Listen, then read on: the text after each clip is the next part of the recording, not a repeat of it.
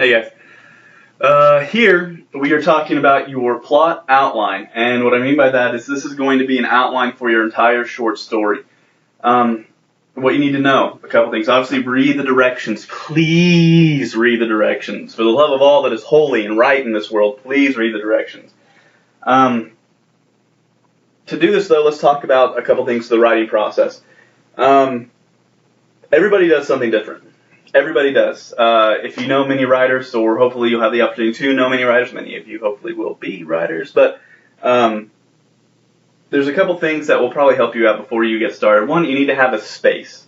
You need to have an actual space where you write, someplace familiar, someplace that is relaxing, focused. If you need to be in front of the TV, fine, but to be honest with you, it's a lot more beneficial if you find a place and put some music on while you write, and that's perfectly fine too. I myself, I write here in my office. I don't know how well this is going to work, but it's just a space full of knickknacks and such that I've collected over the years. Really kind of a weird room set up, to be honest with you. But the point is, it's where I write. It's where I create. It's a creative space that I get a lot of work done. And so this is where I come to write. This is where I come to work. And it's familiar. Like the attitude that you get when you get to this place, wherever it is that you write, it changes. Like you get into work mode. And that's something that you're going to need, and it's going to be very beneficial. So whatever it is you need to do. Typically, whenever I write, also I need something to drink, usually a cup of coffee, a crazy hat, to be honest. I don't understand that one myself. I really don't know. But I have to be wearing a hat. Some silly hat. I have several. I've worn only the normal-looking ones. I will never wear the weird ones. No. Well, not in front of you. Well, maybe for Halloween. No, not even then. Alright, so anyway, stupidness aside, yeah, so you need to get comfortable. You really do. Once you have centered yourself, that's whenever the creative process can really take hold. So make sure that you're doing that. If you need to get away from people, get away from people. If you can tune people out, then tune people out. It's really whatever is most comfortable for you, you need to do. You need to find a way to latch onto it to create. Now, hopefully, while we've been doing these first 3 units, you have been putting ideas in your head as far as what you want to write. Any genre, horror, sci-fi, contemporary fiction, fantasy, romance, anything, thrillers, mystery, action, adventure, whatever genre you want to write. Whatever you're passionate about, be passionate about and write about it.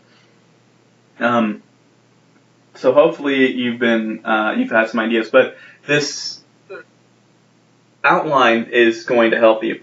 Now, I'm pulling it up right now, and you need to read the instructions, but let's go ahead and go over overall. For each one of these categories, you need to write at least a paragraph, which is 5 sentences, okay? 5 sentences. And try to be as detailed as possible. That's a paragraph minimum. Now, what you need to do is, for the first one, it says characters. You need to list and describe the main and supporting characters. Guys, this is really what it is. If you remember, we talked about in the past how we are more of a character-driven audience now, and that's perfectly fine, but you need to be aware of the characters. So have well-developed characters set up beforehand. Next up, obviously, will be the setting. Where and when does your story take place? Once you've told me that, you need to describe it physically, what the environment would look like. Is it an office building? Is it a very sterile office building where there's a lot of maintenance, a lot of upkeep? Is it a hospital where everything seems very white and bright and you smell that cleanser and hand sanitizer? Describe the sights, the smells, the tastes even of the environment. Next up, the thing is plot. What is the story about? What is going to happen? For instance, is it a revenge tale? Is it a girl's father gets murdered and she spends the rest of her life hunting down the murderers? What is it about? What's going to happen? This is you need to know, okay? Because you still have to have a story that the characters can buy into. Next up, conflict. What is going on with the main character? What's happening to him or her?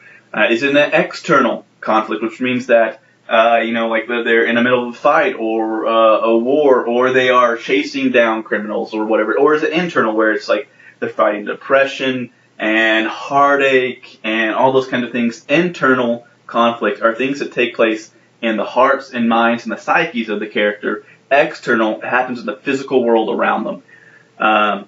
Next up is you need to answer the questions based on the concepts, the literary concepts that we've discussed and studied so far. Is how are you going to challenge the reader's expectations? How are you going to thrill the audience? And are you going to use a twist ending? And if so, what is it going to be?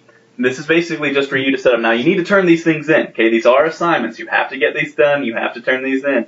But these are tools that will help you with developing the story.